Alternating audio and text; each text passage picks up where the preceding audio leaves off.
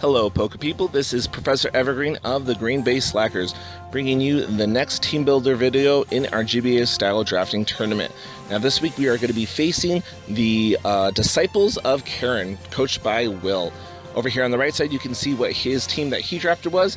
We got Eelektross, Noivern, Mega Aggron, Cradily, Gliscor, Drapion, Hydreigon, Toxicroak, Blastoise, Chandelure, and Serperior. Now, the first thing that I noticed when I was looking through his team is his team lacks a lot of speed. The only two Pokemon on his team with a lot of speed would be the Noivern and the Serperior. Besides that, pretty much I do not have to worry about any things outspeeding my fast Pokemon except for, of course, Choice Scarfers, which I'll keep an eye out for. So knowing that, keeping that in mind, I have a team basically built around a couple different walls, which are going to help whittle some of his team down, and then got a couple fast mons at the end to help sweep up the team that should be able to outspeed everything on his team the way I did it. Hopefully we'll get a win with this one this week. So let's go with the first Pokemon this week. Is going to be our Hypnotoad, the Mega Venusaur.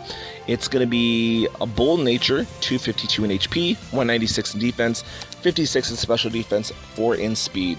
This is going to be one of our main defensive walls, but a little bit of special defense thrown in there also to be able to take some of the like a flying stab move from Noivern, or I'm not too worried about any psychic moves. Chandelure might have psychic on it.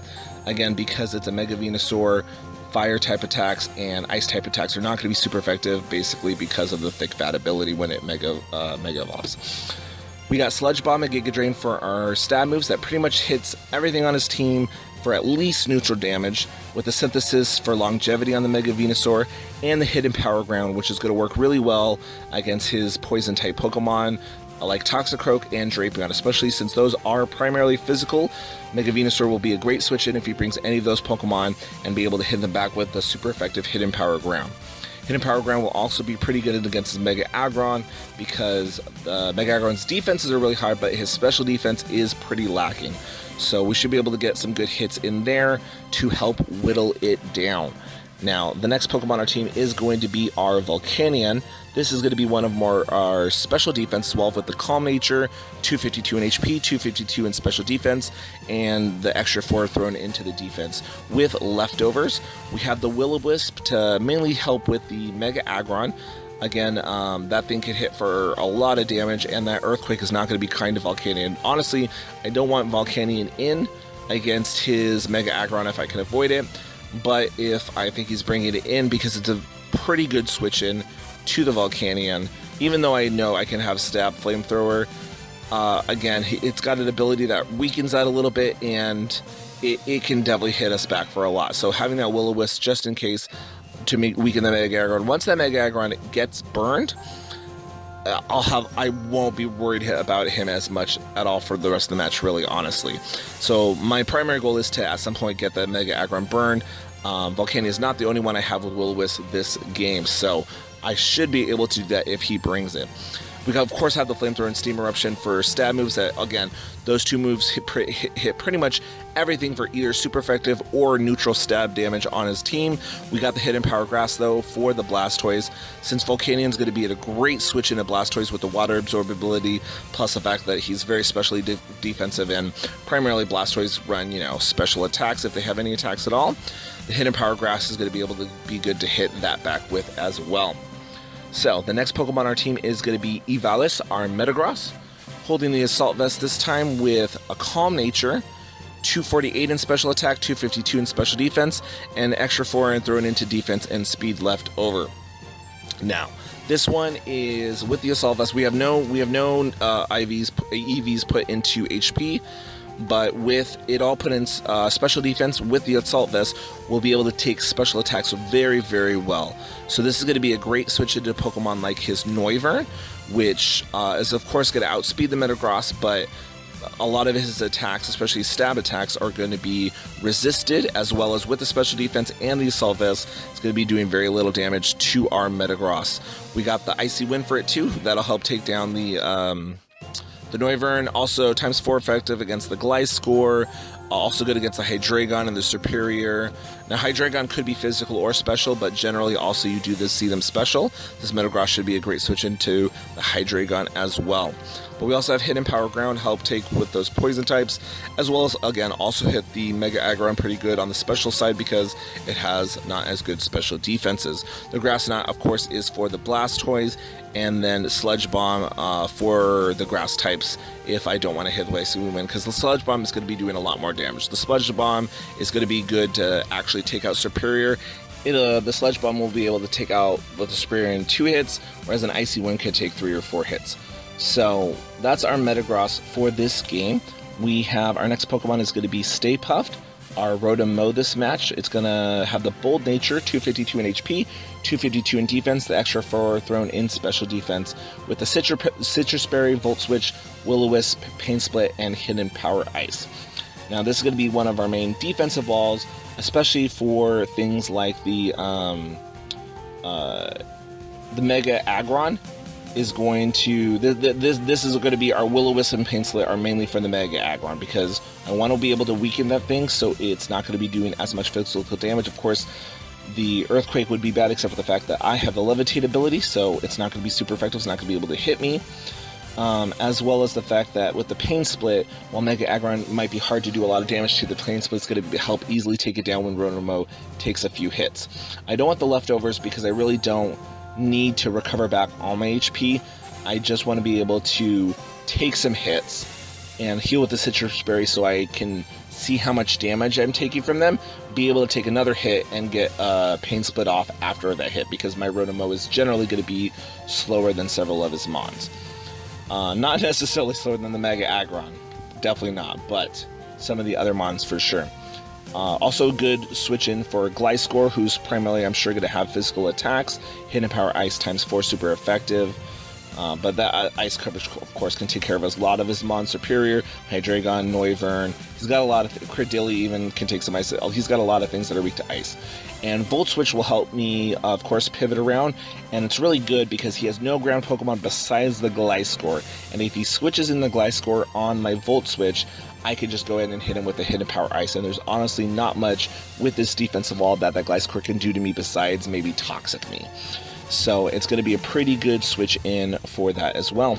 Now, for the next 2 Pokemon, these are going to be my win conditions, the backbone of my team for this week. First one is going to be Lagin, our Garchomp with the Life Orb.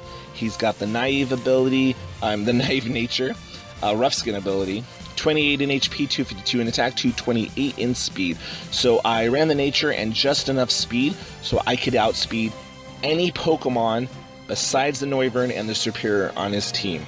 No matter what nature they pick, no matter how many speed EVs that he puts into them, this Garchomp will outspeed them except the Noivern and the Superior. Of course, this won't matter for Choice Scarfers, so I will have to keep an eye out for Choice Scarfers. But again, this is one of my win conditions. It's not going to be coming out near the beginning of the game at all. It's going to be coming out after things have been whittled down a little bit and seeing what kind of items people have. So the main thing I need to watch out for also is the Hydreigon. A Hydreigon with a Choice Scarf can do a number 2 this Garchomp, so I'm just going to have to be careful with that. But I got the Swords Dance, the Earthquake, the Outrage, and the Fire Blast.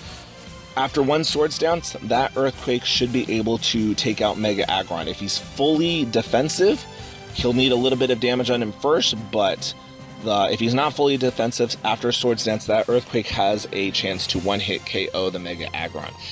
The Outrage, of course, is going to be really great against his team. After Swords Dance, he has no Fairy types on his team. And again, the main thing that can take an Outrage is going to be the Mega Aggron, so if it wants to switch in, we'll just keep an eye out for that with the Earthquake.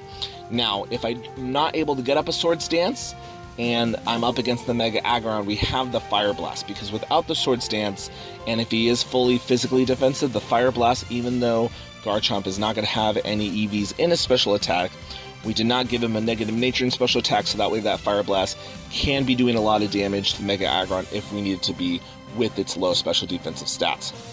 Now, a lot of this does seem to be catered to the Mega Aggron. Again, it's going to be one of the hardest things on his team, I think, to kill around my team, but I've prepared very well for it, and honestly, the rest of his Pokemon between Earthquake and Outrage are not going to be one of me to take him, especially after Swords Dance. This Garchomp can pretty much sweep and finish off his team.